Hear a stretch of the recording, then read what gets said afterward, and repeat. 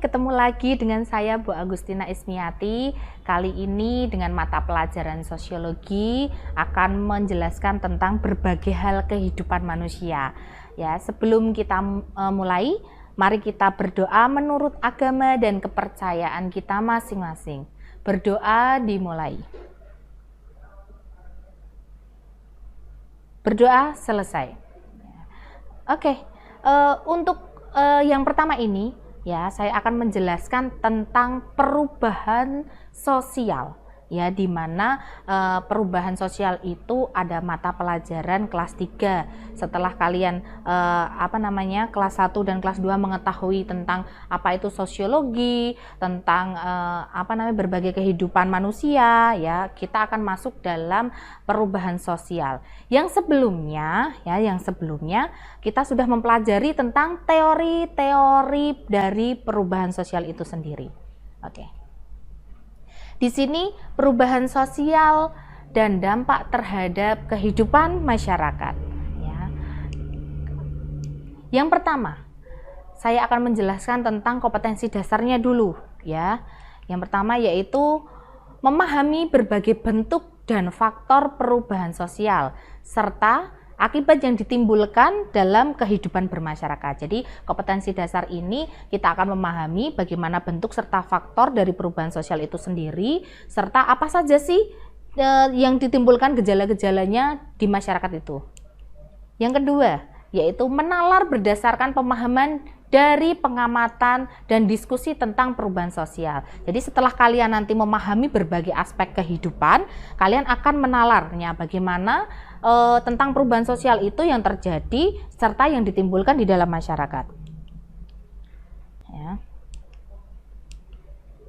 Tujuan dari pembelajaran itu sendiri, ya, yang pertama adalah menjelaskan perubahan sosial dan sebab-sebab yang terjadi dalam perubahan itu sendiri. Ya, kita nanti akan bersama-sama menjelaskan perubahan sosial dan sebab-sebab terjadinya perubahan itu sendiri.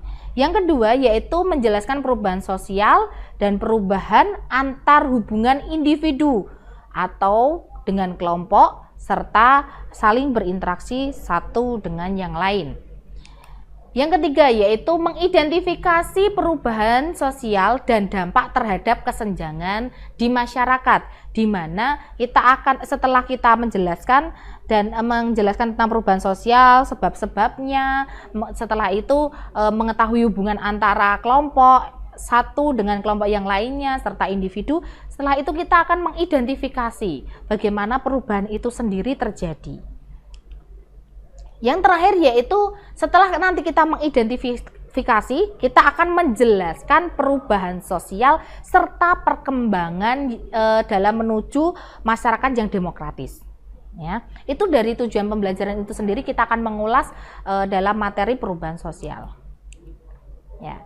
Yang akan kita bahas pertama adalah bentuk-bentuk perubahan sosial. Di sini ada beberapa bentuk. Yang pertama ya itu perubahan secara lambat dan evolusi. Perubahan yang terjadi atau perubahan secara lambat atau yang biasa disebut dengan evolusi. Ya, itu yang pertama dari bentuk-bentuk perubahan sosial. Yang kedua yaitu perubahan secara cepat, di mana yang biasa disebut dengan revolusi. Lah, dari dua hal tersebut kita harus bisa membedakan, di mana kalau lambat itu berarti kita mengetahui bahwa perubahan itu adalah masuk dalam kategori perubahan evolusi. Sedangkan kalau perubahan cepat itu kita masuk dalam perubahan revolusi. Nah, kita akan bahas di sini apa sih perubahan secara evolusi, yaitu perubahan yang berlangsung secara cepat dan menyangkut sendi-sendi dasar kehidupan masyarakat, di mana perubahan itu dapat direncanakan atau tidak direncanakan, ya, dijalankan tanpa kekerasan melalui kehidupan manusia. Ya, di sini kita akan mengetahui bahwa yang namanya perubahan lambat itu biasanya bisa direncanakan ataupun tidak direncanakan dari berbagai sendi-sendi kehidupan manusia, dari interaksinya, dari sosialnya, dari cara bersikapnya. Kita akan mempelajarinya itu semua. Sedangkan revolusi, ya, Oke, ini gambarnya bisa dilihat dulu. Dari evolusi itu kan, sebelum masuk ke revolusi kita akan masuk ke evolusi dulu. Contohnya dari ini tadi, yaitu yang pertama, contoh dari gambar tersebut ketika zaman dulu, ya, kita sebelum mengenal Twitter, email, ataupun WhatsApp, ataupun BBM.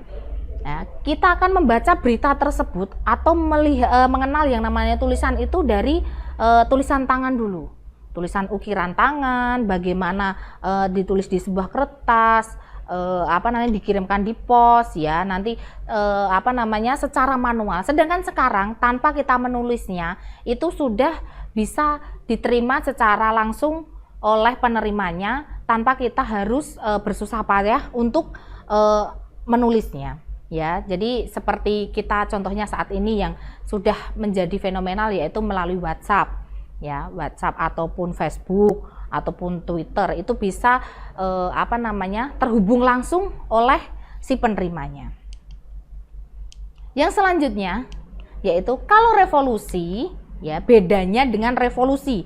Kalau revolusi itu kebudayaan yang berlangsung secara cepat dan menyangkut dasar atau sendi kehidupan masyarakat. Ya, dimana kalau revolusi itu berubah. Bedanya kalau evolusi itu secara lambat harus berturut dengan berbagai macam proses. Kalau revolusi itu cepat.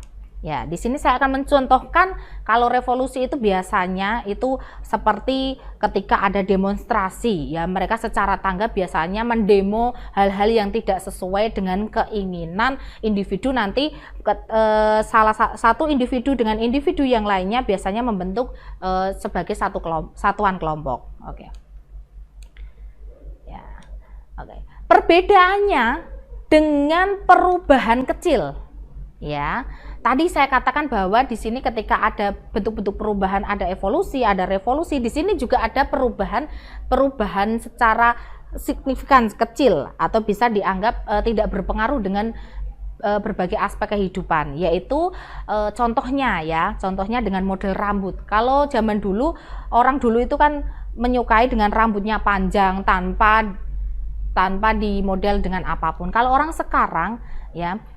sekarang itu lebih menyukai dengan rambut yang pendek tapi modis, ada bentuk-bentuknya tersendiri. Kalau orang zaman dulu itu laki-laki itu rambutnya biasa aja, ya, pepak, tidak gondrong. Kalau orang sekarang kan dimodif sedemikian rupa. Walaupun hal seperti itu terjadi, tapi tidak mengubah atau tidak menggeser sendi-sendi kehidupan yang lainnya.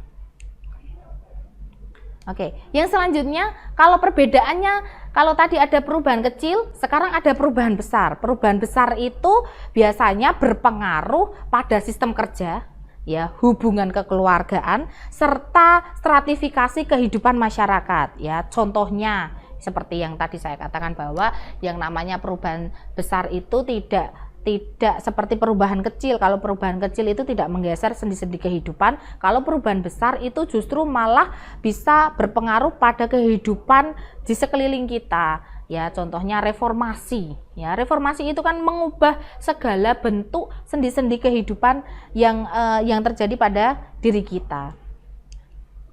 Yang selanjutnya, ya, perbedaannya dengan perubahan yang dikehendaki atau direncanakan.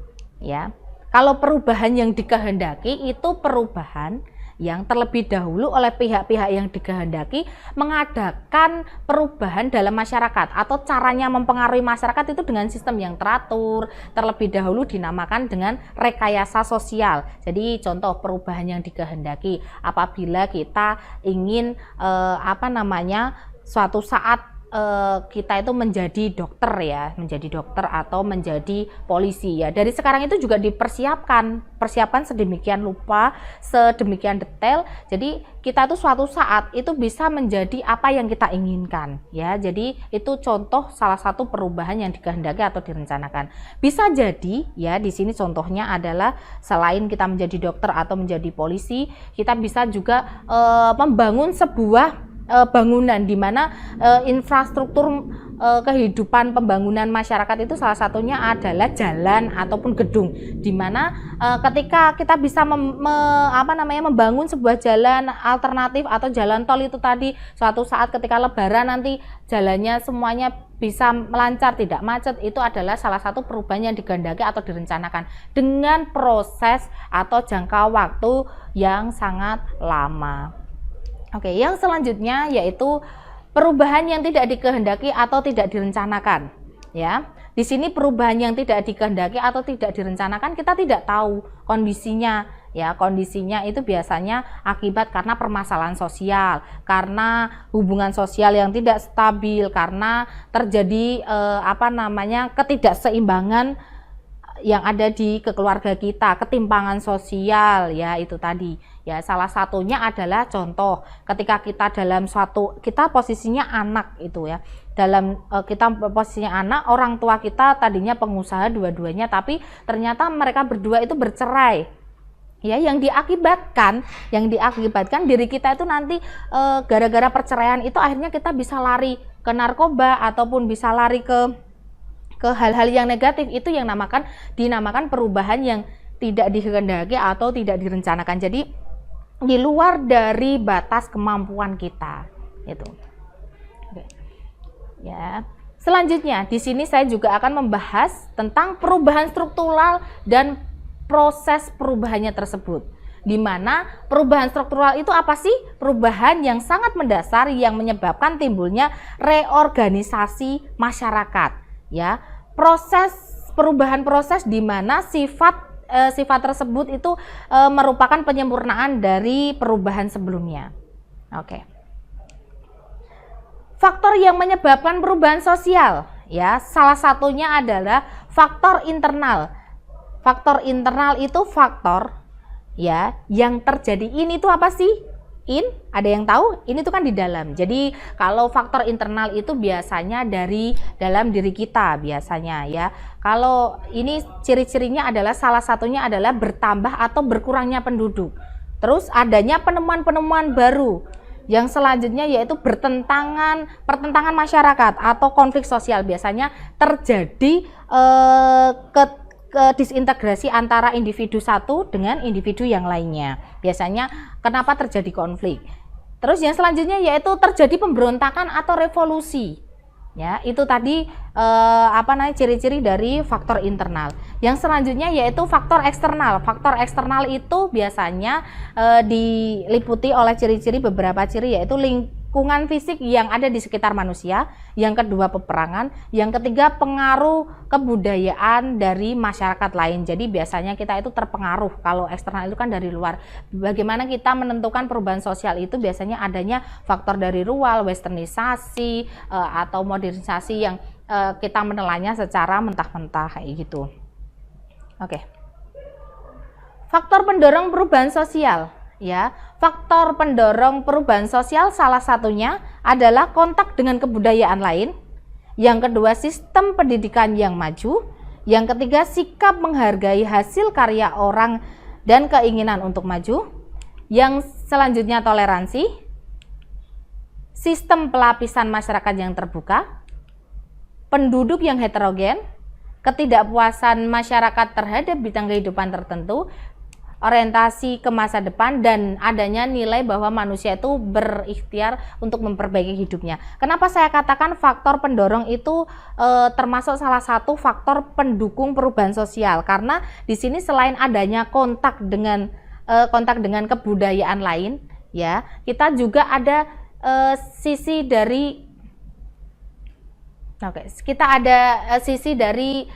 sistem pendidikan formal kita. Jadi pendidikan sekolah kita yang utama dari TK, SD, SMP, SMA ini bisa menjadi tolak ukur kita apabila kita itu bisa menjalaninya dengan baik. Itu salah satu faktor pendorongnya. Yang ketiga adalah seperti yang saya bacakan tadi, sikap menghargai hasil karya orang, di mana contohnya ketika kita itu orang lain punya ciptaan sesuatu. Lah, kita di sini menghargainya dengan cara bagaimana? Dengan cara mengapresiasinya, memberikan penghormatan kepada dia, dengan cara kita bisa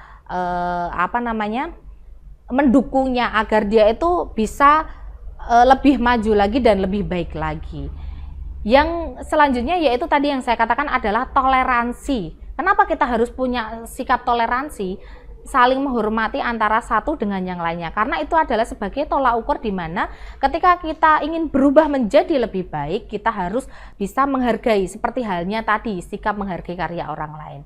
Ya, selanjutnya yaitu pelapisan masyarakat terbuka. Kenapa di sini ada pelapisan masyarakat terbuka? Ketika dalam sistem kasta, ketika kita itu bisa memperbaiki mutu dan kualitas pendidikan kita, maka strata kita biasanya akan naik tingkat satu jauh lebih baik daripada kehidupan sebelumnya, gitu. Oke, yang selanjutnya adalah penduduk yang heterogen ya. Jadi kita itu harus sama-sama menjadi satu kesatuan di mana agar perubahan sosial itu maju dan menjadi maksudnya berubah menjadi lebih baik kayak gitu. Yang selanjutnya, ketidakpuasan masyarakat terhadap bidang kehidupan tentu jelas di sini, karena salah satu faktor pendorong dari perubahan sosial adalah ketidakpuasannya masyarakat. Ya, kenapa ketidakpuasannya? Biasanya ada kaum minoritas di mana kaum minoritas itu sedikit mendominasi, merusak dari kaum mayoritas yang membuat beberapa individu itu menjadi tidak puas terhadap hal-hal yang menyangkut kehidupan kita. Oke. Yang selanjutnya yaitu orientasi ke masa depan. Ya jelas, karena apa? Faktor pendorong dari perubahan sosial itu kita harus berproses ke depan. Jadi memberikan pandangan ke depan jauh lebih baik, karena dimana perubahan sosial ketika kita bisa memberikan kondisi yang lebih baik, itu akan menjamin kualitas hidup kita ke depannya nanti. Yang terakhir yaitu adanya nilai bahwa manusia berikhtiar memperbaiki hidupnya. Kenapa harus ada nilai? Kita kan di sini selain perubahan sosial, selain berkehidupan secara fisik, kita harus secara spiritual ya, dimana kita diimbangi dengan yang namanya agama. Ya, agama itu akan nanti menjadi pedoman kita, di mana kita itu harus kalau secara duniawi kita lebih bagus dalam kehidupan bermasyarakat, interaksinya, kita juga secara berpedoman secara kehidupan rohaniah kita juga harus jauh lebih bagus. Dalam artian kenapa? Kita harus mempunyai nilai sikap yang bagus, berikhtiar juga, selalu berdoa. Ibaratnya nilai-nilai kita yang diterapkan di masyarakat harus seimbang dengan nilai agama kita. Oke.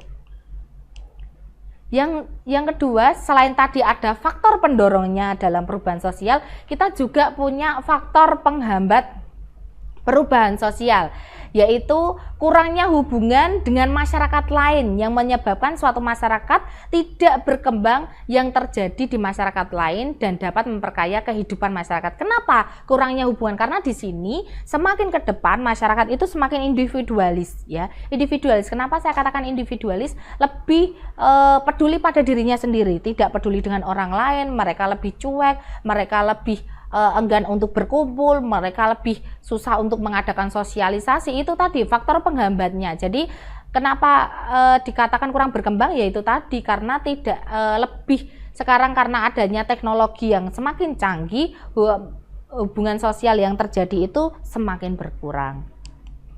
Oke. Perkembangan ilmu pengetahuan yang lambat disebabkan oleh kehidupan masyarakat yang tertutup ya. Di sini semakin canggih ilmu pengetahuan, harusnya kita semakin pintar, tapi justru karena adanya teknologi yang sangat memenuhi kehidupan kita menjadi sedikit agak terlambat. Dalam artian itu malas. Kenapa? Contoh, ketika kita mau membeli makanan itu biasanya kita pergi ke pasar dulu, mengolahnya dengan penuh berbagai cara. Tapi saat ini ada beberapa hal yang membuat kita itu menjadi malas. Contohnya kita lebih baik GoFood atau dengan adanya ojek online ya, walaupun itu sangat mempermudah kita, secara tidak langsung itu memperlambat kehidupan kita semakin mundur ya. Oke, yang selanjutnya adalah sikap masyarakat yang masih mengagungkan tradisi masa lampau dan cenderung konservatif ya. Di sini ada beberapa masyarakat yang masih mengunggulkan yang namanya dengan tradisi-tradisi tertentu di mana masyarakat tersebut biasanya mengadakan acara-acara yang sesuai dengan harinya. Contoh malam suro, ada beberapa masyarakat yang seperti itu ya, mempercayai bahwa ketika mengadakan sedekah bumi atau itu loh, ibarat bahasa Jawa ini bancaan, itu biasanya mereka itu lebih percaya bahwa kalau kita mengadakan ini kita akan dilindungi, kita akan tidak mendapatkan kesialan ya. Tapi ada masyarakat yang bahasanya lebih konservatif, dalam artian mereka tidak peduli, yaitu menjadi salah satu faktor penghambat perubahan sosial itu sendiri ya. Yang selanjutnya, adanya kepentingan yang sudah tertanam kuat. Di sini salah satu faktor penghambat perubahan sosial adalah adanya kepentingan individu lain yang mempunyai maksud tertentu mengarah kepada hal negatif. Maka dari itu lebih tepatnya kita harus memberikan peluang kepada orang-orang yang mempunyai peranan positif, harus karena agar menghindarkan segala sesuatunya itu dari hal-hal yang negatif. Oke. Rasa takut. Kenapa rasa takut? Karena di sini banyak sekali hal-hal yang sudah tidak berkesinambungan lagi, di mana ketika zaman dulu itu perubahan sosial masih dengan unggah-ungguhnya, sekarang sudah tidak peduli. Dulu masih bisa dilestarikan, sekarang sudah diabaikan. Itu menjadi rasa takut tersendiri akan terjadinya sesuatu yang akan terjadi ke depan nantinya. Oke, yang selanjutnya yaitu prasangka terhadap hal-hal baru ya. Oke, saat ini manusia atau individu itu lebih kepada prasangka hal-hal yang negatif. Ya, kenapa dikatakan hal-hal negatif? Karena apa? Kita lebih mengkonsumsi media-media berasal dari barat, tidak mencernanya dengan baik, tidak mengkonsumsinya dengan baik, dan tidak menyaringnya dengan baik. Biasanya itu prasangka itu timbul akibat kita hanya menelannya secara langsung, tidak bertahap. Selanjutnya yaitu hambatan yang bersifat ideologis. Kenapa saya katakan di sini banyak hambatan? Karena faktor penghambat perubahan sosial itu sangat identik dengan manusia individual atau individualis, di mana dia itu punya pemikiran yang harus unggul pada dirinya sendiri dibandingkan dia punya pemikiran dari orang lain. Jadi lebih kepada ini pemikiran saya harus jauh lebih baik daripada orang lain, kayak gitu. Oke. Yang selanjutnya, kebiasaan tertentu dalam masyarakat yang cenderung sudah sukar diubah, di mana contohnya masyarakat sekarang lebih suka hal-hal yang praktis, online, lebih suka berhubungan dengan orang lain melalui media massa. Itu yang menjadi faktor penghambat sosial. Sedangkan di dalam perubahan sosial, sosiologi kita mempelajari hubungan interaksi. Kalau kita saja tidak bertemu dengan orang lain, bagaimana kita bisa menjalin interaksi itu dengan baik? Ya. Yang selanjutnya, nilai bahwa hidup pada hakikatnya buruk ya. Nilai bahwa hidup pada hakikatnya buruk, dan di sini kita dapat memperbaikinya ya. Karena apa? Kondisi kehidupan kita itu kan semakin lama ini semakin memburuk. Karena apa? Kalau kita tidak bisa menyikapinya dengan baik ke depannya, kita akan hancur pada kondisi kita saat ini. Demikian materi yang dapat saya sampaikan. Semoga materi yang saya sampaikan bermanfaat bagi kita semuanya. Sampai ketemu dengan video pembelajaran selanjutnya. Sampai jumpa.